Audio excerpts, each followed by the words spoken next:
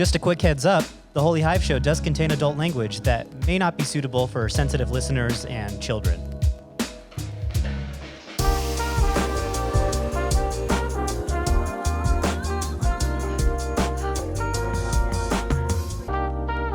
From Salt Lake City, this is the Holy Hive Show.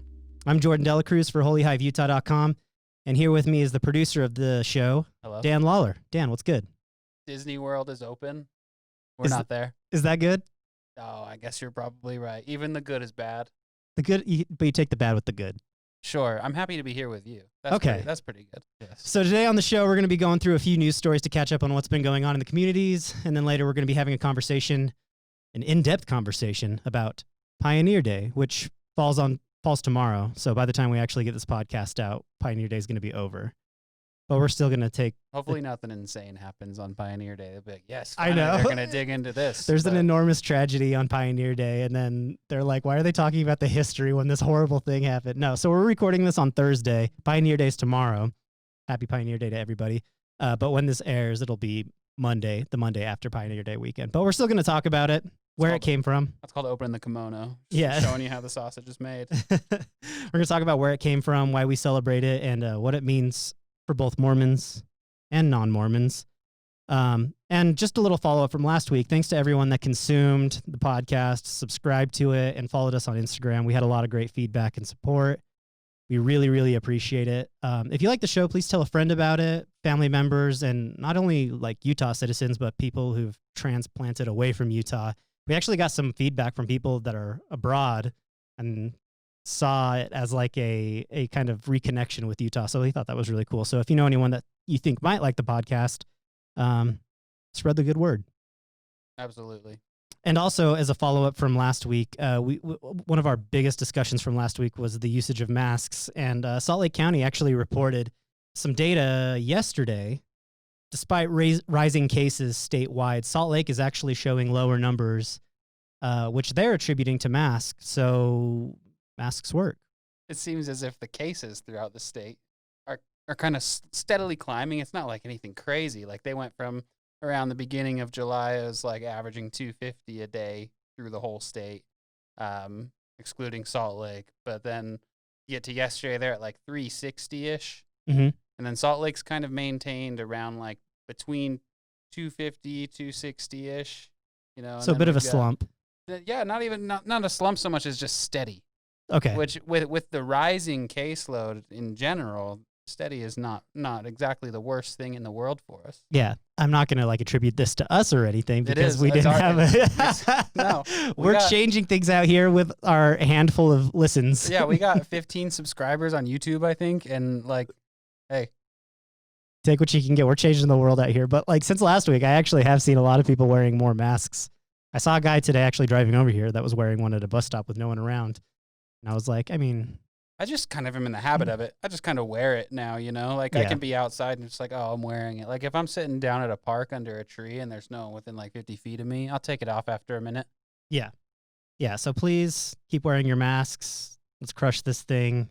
We've been in quarantine since early March. And as of today, it's July 23rd.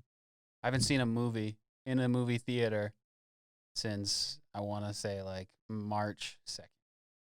Do you remember the last movie you went to in a theater? Yeah, it was The Invisible Man. Oh, damn. Great. I still haven't seen it. It was great. You missed out because the theater's got to be the place to watch that movie. It was so good. Dang. Yeah, I still have to check that out. I know it's on Amazon right now, but I think the last movie that I saw in theaters was Portrait of a Lady on Fire. I saw that with you. It was beautiful. Dying to get back into movie theaters, but since the quarantine has happened, us, like most people, have been working from home. Yeah. And basically right now I'm kind of like working two jobs. I have a job that's video based that I do video production for a company here, and then I've been trying to get all this going with the website and the podcast and all the content that we're trying to produce. And over the past week I've been trying to get organized and figure out the best ways to stay on task with all my work. And I'm just finding that, and maybe it's because this has just gone on for so long that I felt like I was doing better with it at the beginning of quarantine, but right now I'm just having so much trouble keeping a line between like the leisurely part of being at home and the productive part of being at home. Yeah. And it's really like kind of making me start to question the effectiveness of working from home.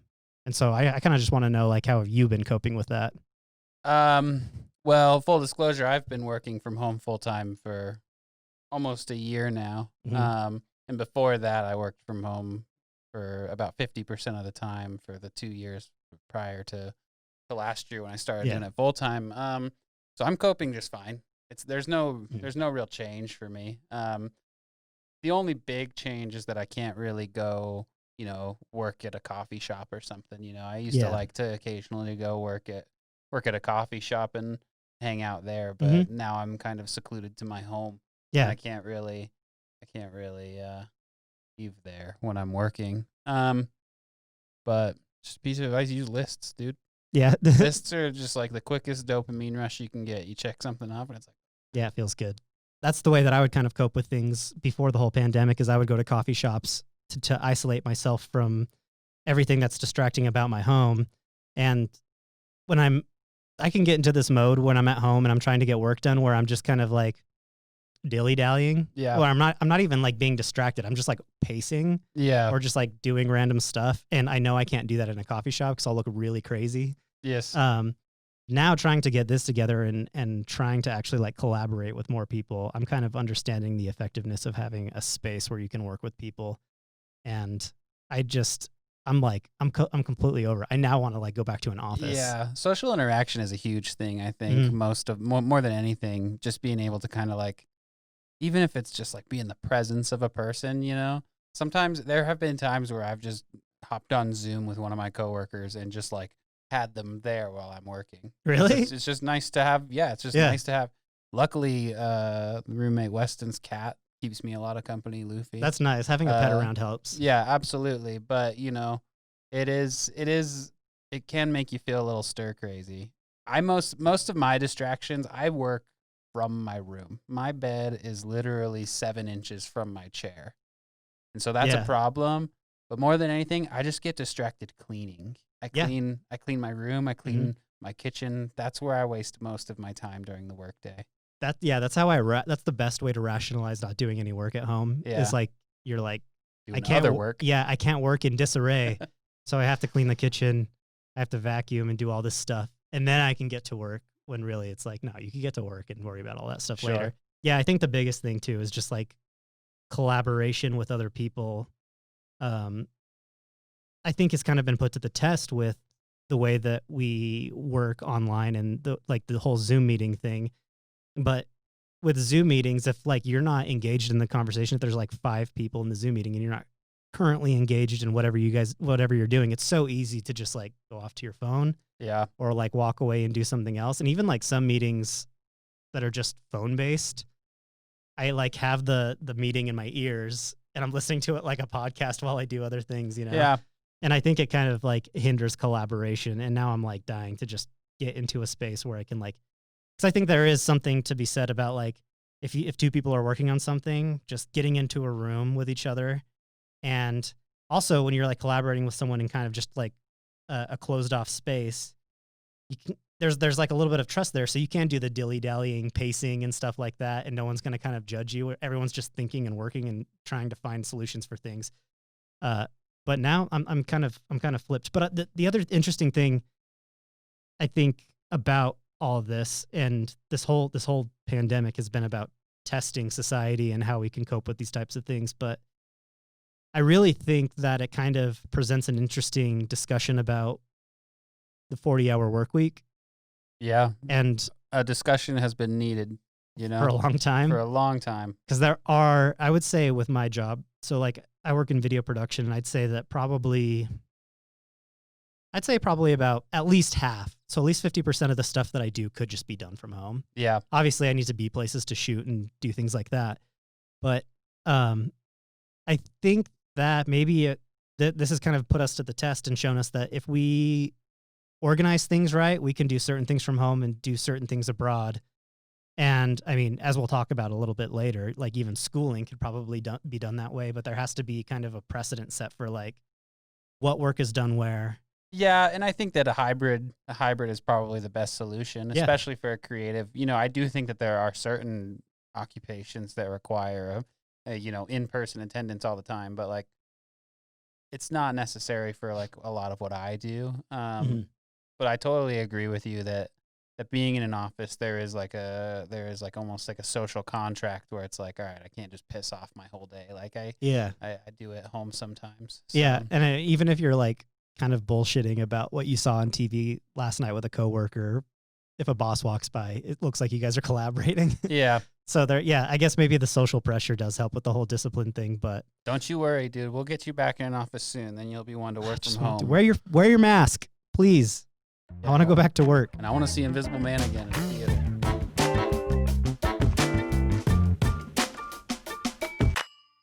All right, moving on to news. So Mitt Romney is back in the news, but not for anything outrageous or corrupt. He wants to extend Utah's longest hiking trail. Along with Representative John Curtis, he's introduced a bill called the Bonneville Shoreline Trail Advancement Act, which would extend the length of the trail from just over 100 miles to over 280 miles. It would ultimately stretch from the Idaho border all the way down to Nephi. So essentially what the bill proposes is that we pre-designate some state wilderness land that they say are getting in the way of completing the trail. And apparently those wilderness boundaries both hamper the construction of the trail and use of the trail by bicyclists. For the full story, you can read the article by Katia Collins on Fox 13's site. So when I saw this, I was like, okay, that sounds cool. I'm all for turning Utah into like the mecca of outdoor activities. It seems like the right place for that. And I think it sounds cool. Like it's like we have our own Appalachian Trail, you know? Yeah. But also, they should have called it the No Trail Left Behind Act. The No Trail Left Behind Act. I like it. No bicyclists left behind. Harken back to a simpler time. Yes. Oh my God. Referring to the Bush administration as a simpler time is just outrageous at this point. It's one of those things where like they're like, we want to do this one thing. We want to make this great grand trail for everyone to be able to walk and bike. But to do that, we have to start redesignating some wilderness lands. And whenever Utah gets their hands in wilderness boundaries, I always automatically kind of get skeptical. I hear you. Because we just do not have a great track record for the way that we handle wilderness. So I would say that the whole oil. There's oil on them hills. So as far as like, creating a trail that goes all the way from Idaho to Nephi, that sounds like a good idea. But I think this is the type of thing that should be under heavy citizen and environmental watch to make sure that lawmakers aren't just trying to they're not trying to squeeze out more of the wilderness. Yeah. And I think I when I was researching this story, I believe the bill is online. I haven't read through it, but I think I found it seems to have pretty overwhelming support, at least initially. I'm sure not everyone's had a lot of time to read through it all, but and that's what I'm saying. From what read through it. Yeah, from what I'm seeing, it does seem to have pretty good support, and I don't really see anything inherently wrong with it. No, I mean, are they splitting up? Are they just kind of splitting up the wilderness preservation areas, or is it they're moving them entirely? Yeah, I'm not sure if the bill actually states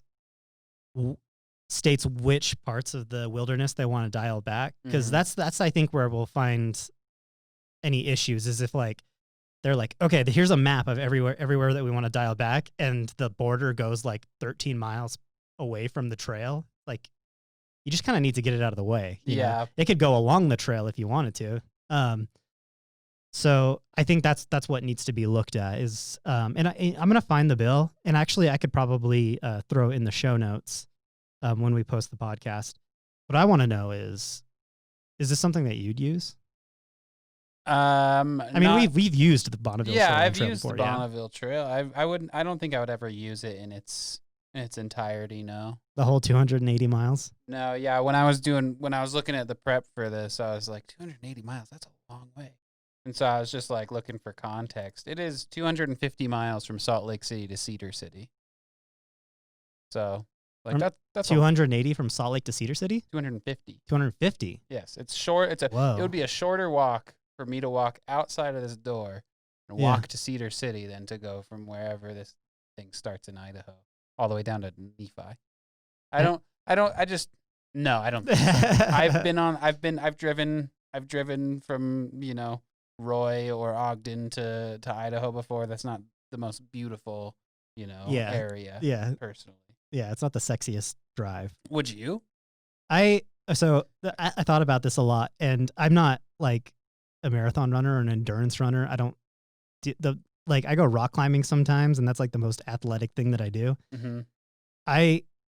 If it was for content, so if we were like making content about this trail and we were trying to do, if it was for something, I think I would try to commit to the whole 280 miles, because obviously you'd have to do it in chunks. So you just like camp out in certain spots. Yeah, backpack it basically.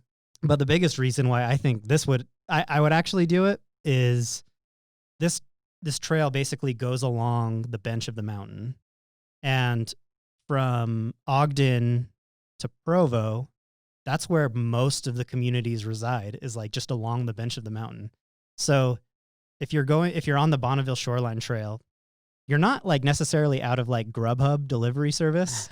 True. It's like if you're on the Appalachian Trail, you're fighting for survival in these like vast wildernesses. And like I actually looked this up. So if they go through with this, the Bonneville Shoreline Trail would be 280 miles. The Appalachian Trail is 2,200 miles. Wow. And people do that all the time. That's it's like a rite of passage. Yeah. So I just don't know like who's flying in from all around the country to go. Like, I mean, the Appalachian Trail is probably a bit more. Yeah. I mean, well, that's kind of Utah's vibe. I could certainly see mountain biking 280 miles.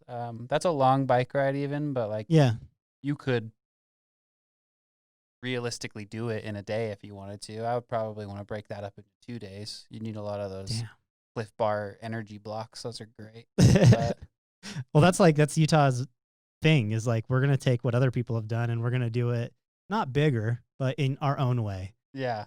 It's just like everyone's got an amusement park. We've got Lagoon. And so it's like, you got the Appalachian Trail, we got the Bonneville Shoreline Trail. It's only 280 miles and you can have In-N-Out delivered to you on the trail. And that's honestly, that's probably the biggest thing that would get me to do it, is like, if you're on the trail, a little detour to Swig is not like out of the question. So I think it would be actually pretty easy. Get a dirty Diet Coke. Yeah, you get a dirty Diet Coke on the trail, which I don't think you could do on the Appalachian Trail. I think you literally, like, people die on that trail. Yeah. And then here's my other idea. Okay. If they create this trail, 280 miles from Idaho to Nephi, we make another bill that restricts all marathons and triathlons and bike races to be just on that trail. So the Salt Lake Marathon is just on a stretch of the Bonneville Shoreline Trail. That's going to be a lot of broken ankles. Yeah, you can clean it up. All right. Let's pave it. All right. I don't give a shit. Like, let's pave it. Let's make it. Because I think if we just moved all marathons and all running events that block off blocks and blocks and blocks of city streets. Can we put the Days of 47 parade there too? Exactly. And they can do it like, the fuck out of here, please. If we don't pave it, then they can do it old school style where they're pushing covered wagons on this dirt trail. Yeah. And aesthetically, I think it would look a lot better. That's a parade I would watch. I would wait for like, a broken spoke. And then the parade is postponed for 2 hours while they get it back up and running. But then we have the realism of it. Okay, moving on to the next story. This comes from Lee Davidson at the Salt Lake Tribune. So have you seen those road signs above the freeway? And every now and then they'll post like 50 fatalities. Yes. 50 people have died on Utah roads this year. So according to a study by Jonathan D. Hall of the University of Toronto and Joshua Madsen of the University of Minnesota, the electronic messages that report fatalities on Utah freeways could be causing more accidents than they prevent. This is research that they did in Texas, which does the same. They kind of have the same practices with their Department of Transportation, where they post messages about how many people have died on Utah roads. But researchers found that crashes increased by just over 2% within 6 miles downstream of when the messages are posted. So I've seen these messages, and does it have you thinking about death? Honestly, yeah. Like, I wonder if it's more, they don't particularly affect me consciously. That's the thing. I wonder if it's like more of a subconscious thing where you're just like, accidentally being less cautious with your driving because you're like your mind is kind of wandering a little bit. I found it so interesting in the article. It mentions that they didn't have the same, there weren't the same statistics about car accidents if it wasn't a death toll. Yeah. They say, like, with the joke ones that Utah likes to do, or just kind of the general, like, congestion ahead type thing, like, they don't have the same effect on people's abilities to drive. And I find that so interesting because I'm always seeing people just, like, post pictures of the jokes. I find that so counterproductive for, you know, the Utah Department of Transportation to be putting up jokes on the freeway that have people just whipping out their cell phones that are literally saying, like, don't whip out your cell phone, or, like, put a seatbelt on. It's like, oh, I got to get this on Reddit. In the past, like, 3 years, 70% of the time when something viral from Utah, like, hits the front page of Reddit, it's like a UDOT traffic sign. The weekend of the Guardians of the Galaxy 2 release, they had group put your seatbelt on or something. And, like, they're just enabled to do it more and more because when it does go viral, like, I know the director James Gunn, like, posted that on his Instagram. Oh, did he really? Yeah, he posted the picture on his Instagram. Wow. But I mean, I guess the people at UDOT understand the concept of virality. The second thing I wanted to ask about this whole conundrum is, if you had control of the electronic message boards, what would you want to put on there?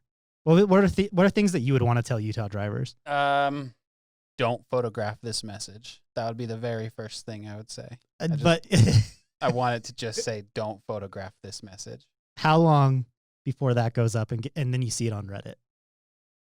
15 minutes. Yeah. And then we dox that person. Yeah. Then we dox them. We find out who that was. The UDOT that, like, opens up a formal investigation. Exactly. That's what we're gonna do. I like it. My second one would be, you don't have to speed, but just please move over if you're going slow. That seems to be the main complaint in Utah. Yeah. Is the way that people drive. It seems like nobody knows how to do it, and that's just, you know, I'm not trying to be funny.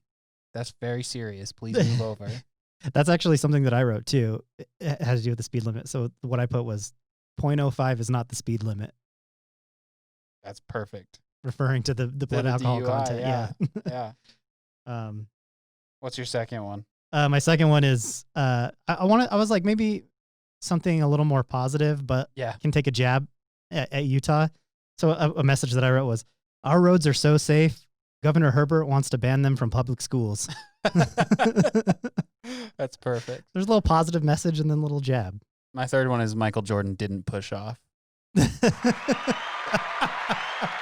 Let's go. Right? We're already, Dan's family comes from Chicago. He's a Chicago Bulls fan. And I guess he's already hell-bent on dividing our audience. All right, moving on to the next story. This one comes from Lexi Johnson at Fox 13 News. Ogden School District announced its plan to reopen their schools this year. They're calling it the Keeping Ogden Healthy Plan, and it outlines 6 points on how to keep Utah schools safe amid the pandemic. So let's break down their plan. So number one on their 6-point plan, all custodial staff have undergone training to thoroughly sanitize classrooms, restrooms, and high-frequency touch points multiple times per day. When I read that first point, I was like, isn't that something that should have just been done? Yeah. I wonder if they're going to be almost psychotic about it now, though. Yeah.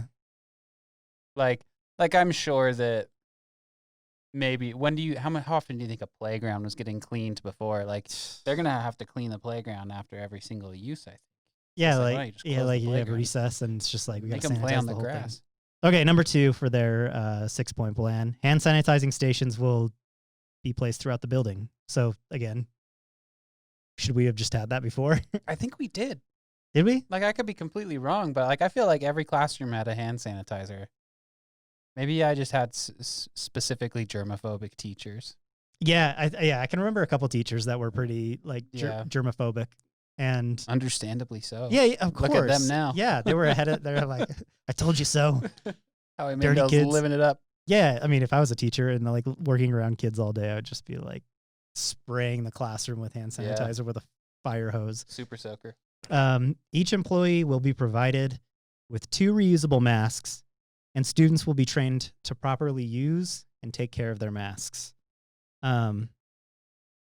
when I saw this, I was like, trained properly on how to use and take care of their masks. How do they train their students? Is there going to be a pep rally for masks? I'm more concerned about the 2. Is that like for the whole year?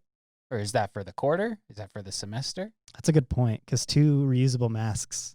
If you're using those 2 masks. How reusable are they? Yeah, that's true. I feel like even like the cloth masks after like a quarter of school, they're going to be pretty worn down. Hopefully they're like dishwasher safe or washing machine safe. I mean, like, that's not a bad way to wash your mask if it works, though. Yeah, like, just throw it in the dishwasher. How much class time, how much school time is just going to be spent yelling at kids to keep their masks on? Sure. I just think about how I was in high school. I was kind of an asshole in high school, and I didn't in really. high school. Okay. I'm just joking. Do you think that this might actually get people to behave, or do you think maybe we're not giving kids enough credit? Maybe I kids believe are. that children are the future. Hey, preaching to the choir. I think about how I was in high school, and I hope kids are better now. Lift their mask and let them lead the way. And I'd like to think that we were better than our parents when we were in high school. I doubt it. My mom went to Catholic school. My mom has never broken a rule, I don't think. We're gonna have to talk about that when we get her on the podcast. Okay, so their next point, which I think we're down to number 5. All students must adhere to physical distancing by minimizing group interactions, safe transitions between classes, limiting time before and after school, and have plans for contact tracing. Yeah.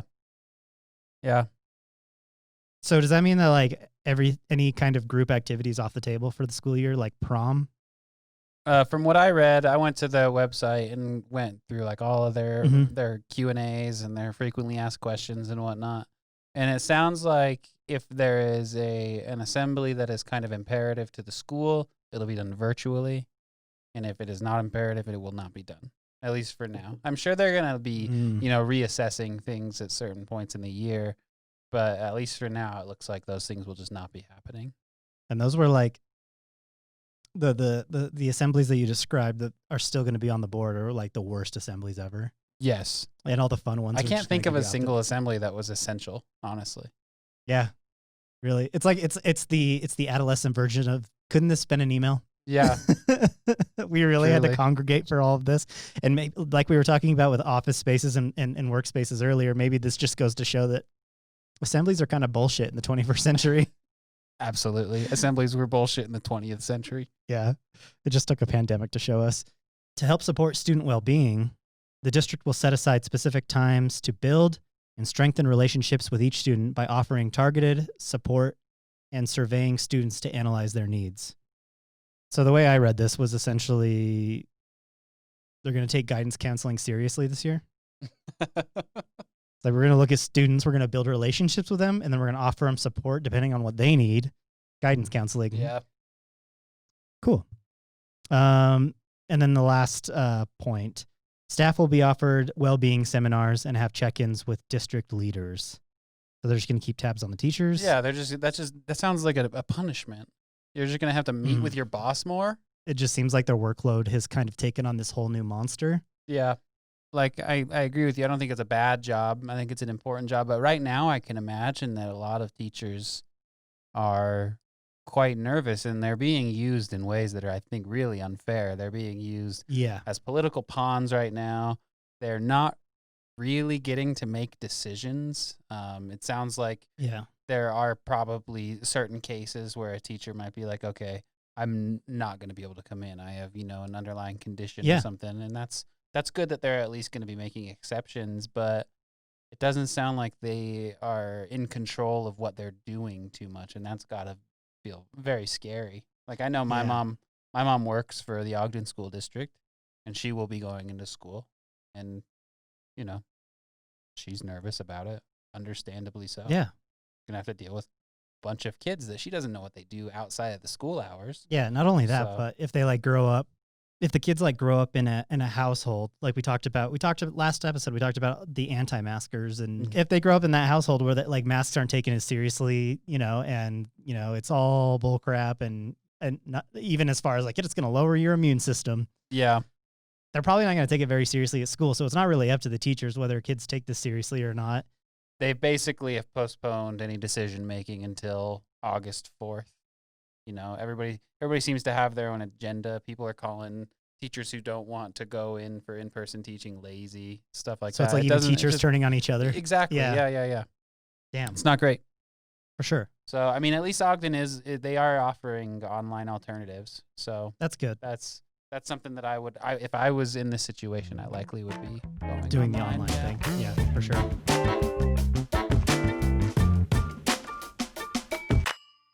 Okay, we're going to move on now to our conversation about Pioneer Day, where it came from, why we celebrate it, and what it means today for both Mormons and non-Mormons. So I just wanted to give a little bit of background on the holiday.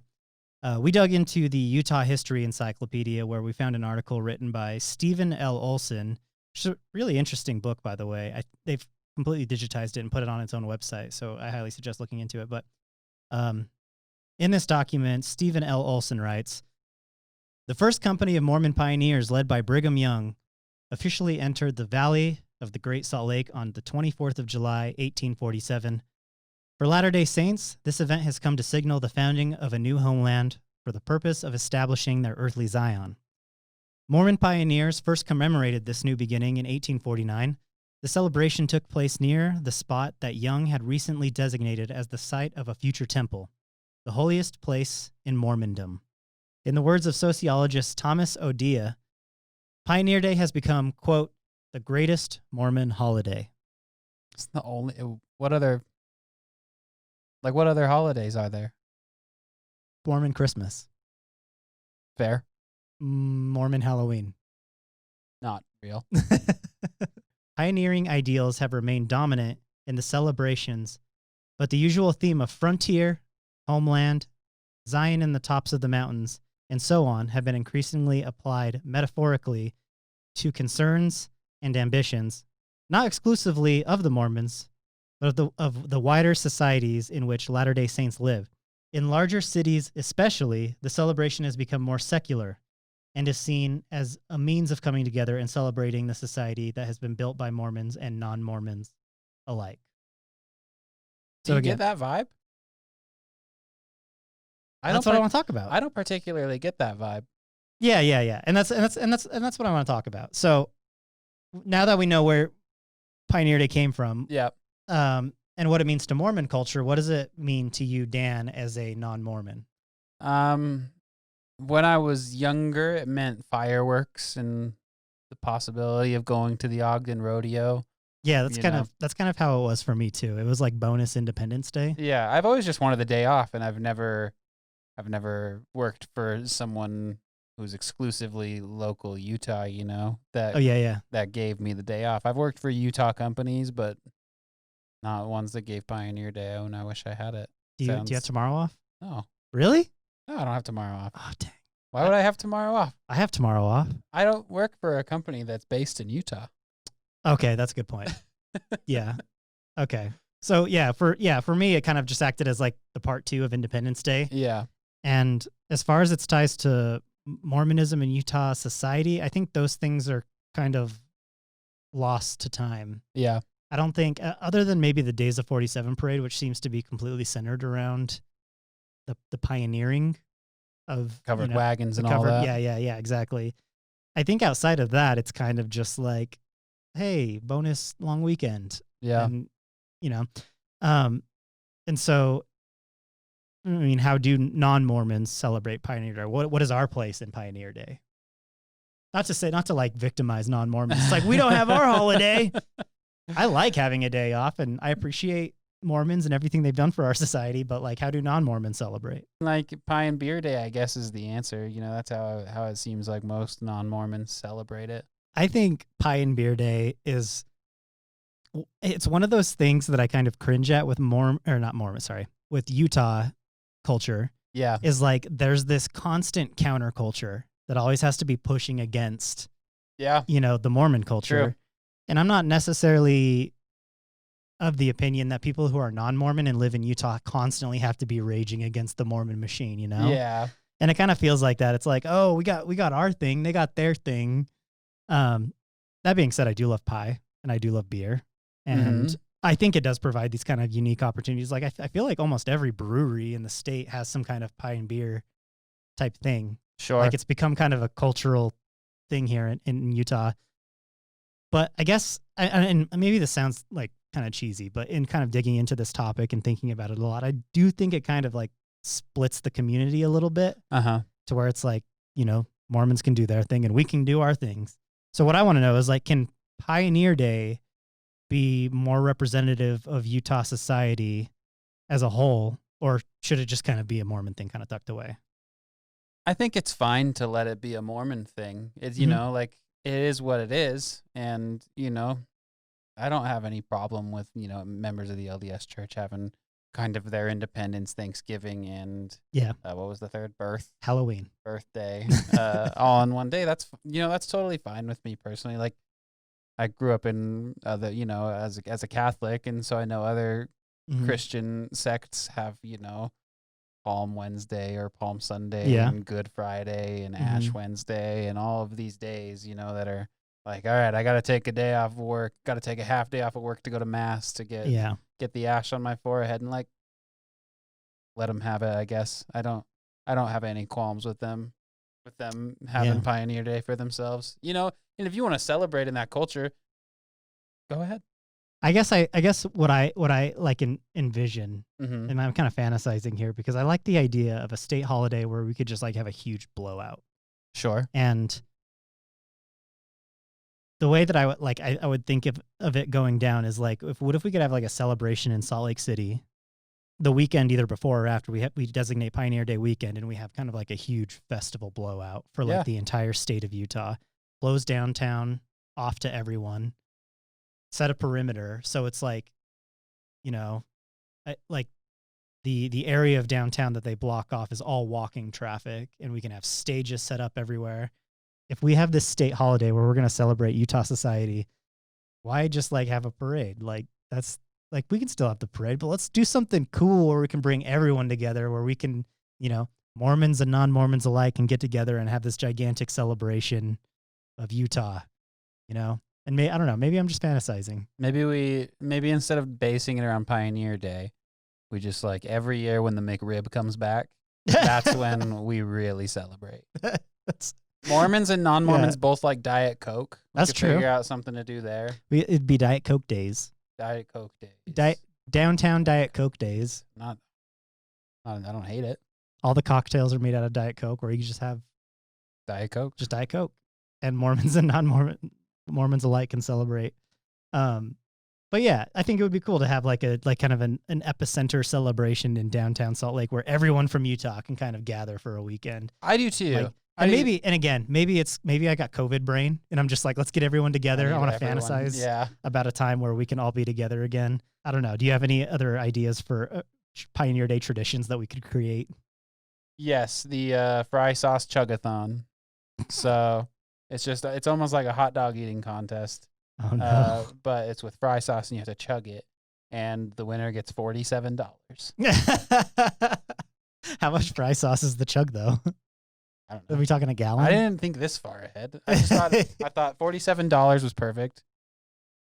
Yeah, it's the days of 47. You know, if I chugged a gallon of fry sauce and walked away with $47, I feel like most of that would be going towards like either a medical bill or like toilet paper. Well, fair. Fry sauce flip cup. There you go. Yeah. I love that. Because when you play flip cup with beer, you're drinking something you like. Yeah. And have been drinking all night, and it's fun. You just have to chug it fast. Adds a whole new, it throws a wrench into the game. You have to chug fry sauce. It's thick. And that's part of the challenge. Have you ever chugged syrup? Have you ever done the syrup? I've taken one, like I took like a shot of maple syrup in like junior high. Yeah. And it made me throw up. Like, was it because of the sweetness or the texture? Like I think it's a bit of both. Yeah. Like it's thick and hard to kind of just like shoot it back like that, and then it's just so sweet. I just remember it made me feel so warm, and then I threw up. I remember the cinnamon thing, but that's not like a taste. And like cinnamon's not bad in huge quantities. It's just like dust, and it dries out your mouth, and then you just cough. Then you have respiratory problems. That's how COVID started. Jesus, is the cinnamon challenge. People got lung infections, and then it spread from the cinnamon challenge. So that remains to be seen, the fry sauce challenge, the fry sauce chugathon. Maybe that's something we can put on the back burner until next year. And maybe when we have the website going and we're doing more video content, we can have our own Pioneer Day fry sauce flip cup chugathon. So let's finish this segment off with some fun facts about Pioneer Day. So we both did a little digging into fun facts about Pioneer Day. The first one that I found, Pioneer Day has the second, and this kind of ties in with our UDOT conversation from earlier, but Pioneer Day has the second highest number of traffic fatalities throughout the year in Utah. Do you know what the first is? Ooh, that's a good question. Yeah. I didn't put it in the prep. Whenever the McRib comes. I just imagined like cars full of people just going towards McDonald's and piling up. Absolutely. What is it though? The 4th of July. Oh, duh. Yeah, it's the 4th of July. Yeah. That's interesting. So July has the highest traffic fatalities. I wonder how COVID's gonna like affect those numbers this year. Yeah. Okay. Other Pioneer Day fun facts. Karl Malone's birthday. Really? Karl Malone's birthday. Yeah. I had no idea. Absolutely. Do you think he celebrates by going to the Days of 47 parade? Absolutely, he does. Yes. Karl Malone loves the Days of 47 parade. Also, our friend Katie's birthday. Happy birthday, Katie. And Zach Child's birthday. Happy birthday. Damn. Lot of nice Utahns. Although I'm sure Karl Malone's not actually a Utahn, but hey. Nah. Does he still live here?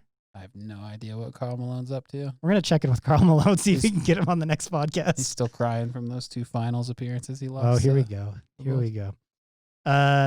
Also kind of digging into the Utah History Encyclopedia, where we kind of found the background on Pioneer Day. There was another interesting thing in there that I found that said the 1886 celebration was particularly poignant as Mormonism faced anti-polygamy persecutions. That's when people's society as a whole started putting the hammer down on polygamy.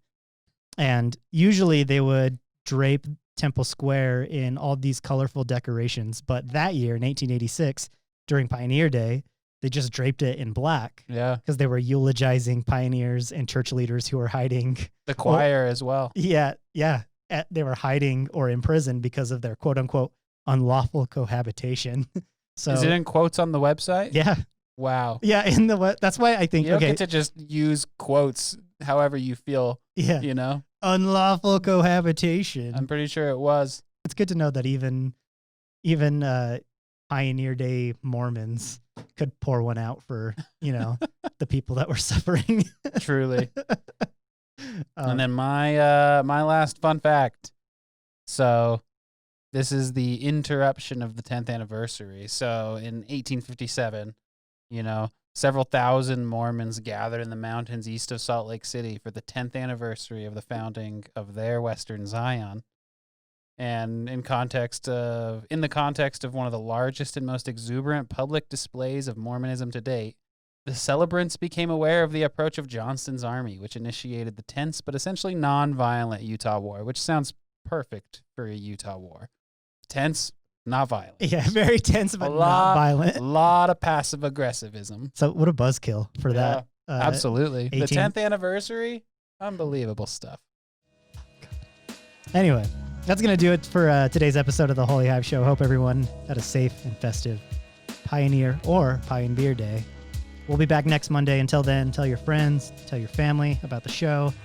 Follow us on Instagram at Holy Hive Utah. And sign up for the weekly newsletter at holyhiveutah.com. See you later. Peace.